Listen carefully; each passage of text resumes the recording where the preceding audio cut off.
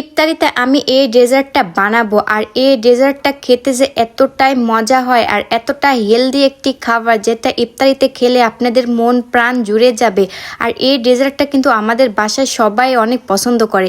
তো এই ডেজার্ট বানানোর জন্য কিছুটা চিয়া সিড আমি নিয়েছি, নিয়ে 2 ঘন্টার জন্য আমি ভিজিয়ে রাখলাম পানি দিয়ে। তারপরে একটা নিয়েছি আপেল, তো আপেলের অর্ধেক আমি নিয়ে সুন্দর করে টুকরো টুকরো করে কেটে নিলাম। 2টা নিয়েছি কলা, কলাও আমি টুকরো টুকরো করে কেটে নিয়েছি। 5-6টার মতো নিয়েছি খেজুর। তারপরে কিছুটা নিয়েছি আমি পেস্তা বাদাম, এগুলো আমি টুকরো টুকরো করে কেটে নিলাম। তারপরে একটা বাটিতে যে চিয়া সিডগুলো আমি ভিজেতে রাখছিলাম তো সেগুলো আমি দিয়ে দিলাম। দেওয়ার পরে যে ফ্রুটসগুলো আমি কেটে রাখছিলাম সেগুলো দিয়ে দিলাম। তারপরে আমি একটা বেদানার অর্ধেক নিয়েছি, বেদানা থেকে দানাগুলো আমি সেই চিয়া সিডের মধ্যে দিয়ে দিলাম। তারপরে কনডেন্স মিল্ক দিয়েছি এখানে 3 চামচের মতন, চাইলে আপনারা এখানে গরুর দুধও দিতে পারেন জাল করে। তারপরে দিয়েছি মধু 2 চামচের মতন আর দিয়েছি বরফ।